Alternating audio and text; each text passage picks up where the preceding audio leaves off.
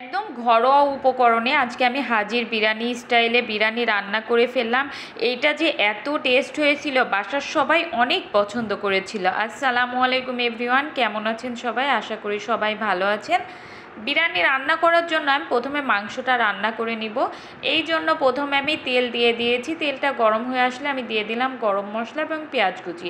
পেঁয়াজ কুচিটা আমি হালকা বাদামি করে ভেজে নিব। আজকে আমি হাফ কেজি পরিমাণ চাউলের বিরিয়ানি রান্না করব, তো সেই জন্য কিন্তু আমি হাফ কেজি গোশ নিয়ে নিয়েছি। যে পরিমাণ চাউল সে পরিমাণই মাংস। এখানে আমি খাসির মাংস নিয়েছি। এখন হাফ কেজি মাংসের জন্য আমি এই পরিমাণ মশলা দিয়ে দিচ্ছি। আমি এখানে দিয়ে দিলাম আদা বাটা, রসুন বাটা, পেঁয়াজ বাটা, পরিমাণ মতো লবণ এবং মরিচের গুঁড়া দিয়ে দিলাম। দিয়ে মশলাটাকে ভালোভাবে কষিয়ে নিচ্ছি কিছুক্ষণ। তারপরে দিয়ে দিলাম বাজারে যেসব প্যাকেটজাত বিরিয়ানির মশলা থাকে ওইটাই দিয়ে দিলাম, আর দিয়ে দিলাম টক দই।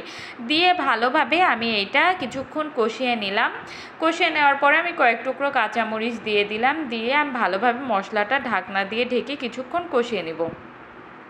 আসলে মশলা যত কষানো যায়, যে কোনো রান্নার টেস্ট তত বেড়ে যায়। মাংস এখন আমি দিয়ে দিলাম। মাংসটা আমি চিকন চিকন করে ছোট ছোট করে কেটে নিয়েছি।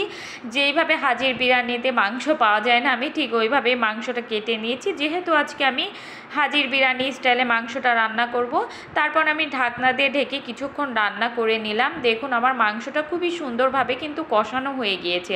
আমি অনেকবার ভালোভাবে অনেকক্ষণ ধরে কষিয়ে নিয়েছি। এখন আমি পরিমাণ মতো পানি দিয়ে দিলাম মাংসটা সিদ্ধ হওয়ার মতো।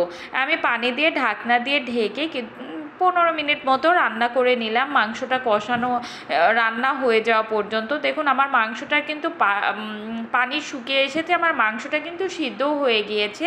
এখন আমি মাংসটা তুলে নিব। মাংসটা তুলে যে ঝোল তেলটা থাকে না, তেল আর হালকা হালকা মশলা, এইটা দিয়েই কিন্তু আমি আজকে বিরিয়ানিটা রান্না করব। চাউলটা ভেজে নিব। আমি হালকা ঘি দিয়ে পেঁয়াজটা, কিছু পরিমাণ পেঁয়াজ দিয়ে পেঁয়াজটা ভেজে নিচ্ছি। আর দিয়ে দিলাম মশলা, কয়েক টুকরো গরম মশলা দিয়ে আমি চাউলটা এখন দিয়ে দেবো। এখানে আমি বলেছি আপনাদের যে হাফ কেজি পরিমাণ চাউলের আজকে আমি বিরিয়ানি রান্না করব। এখন আমি এই চাউলটা ভালোভাবে ভেজে নিচ্ছি। কিছুক্ষণ ভাজার পরে আমি এখানে সামান্য পরিমাণ আদা বাটা এবং রসুন বাটা দিয়ে দিলাম। দিয়ে আমি আরও কিছুক্ষণ চাউলটা ভেজে নিচ্ছি। এই পর্যায়ে আমি কয়েক টুকরো মরিচ দিয়ে দিলাম। যেহেতু আমি মাংসে ঝালের পরিমাণ দিয়েছি, তাই এখানে আমি কয়েক টুকরো মরিচ দিয়ে দিলাম। আর এখানে ভাজা আমার হয়ে গিয়েছে সেহেতু আমি এখানে পানি দেওয়ার কিছুক্ষণ আগে মাংস দিয়ে আরও কিছুক্ষণ কিন্তু আমি চাউলটা ভেজে নেব। আরও কিছুক্ষণ ভেজে নেওয়ার পরে আমি এখানে পানি দিয়ে দিব। যে পরিমাণ চাউল তার ডাবল পানি দিলেই হয়ে যাবে। আর দিয়ে দিলাম একটু দুধ।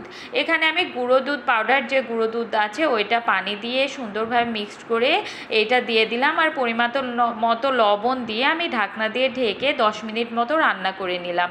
দেখুন আমার পানিটা কিন্তু শুকিয়ে এসেছে, আমার রান্নাটা প্রায় হয়ে গিয়েছে। এখন আমি এখানে অ্যাড করব সামান্য পরিমাণ ঘি, 1 চামচ পরিমাণ ঘি অ্যাড করেছি। দিয়ে ঢাকনা দিয়ে ঢেকে 5 মিনিট মতো লো হিটে রান্না করে নিব। বেশ হয়ে গেল মজাদার হাজির বিরিয়ানির স্টাইলে বিরিয়ানি। এটা কিন্তু একদম আপনারা দেখতেই পেলেন আমি একদম ঘরোয়া উপকরণ দিয়ে রান্না করার চেষ্টা করেছি। আমার ভিডিওটা ভালো লাগলে অবশ্যই শেয়ার দিবেন। সবাইকে আল্লাহ হাফেজ, আসসালামু আলাইকুম।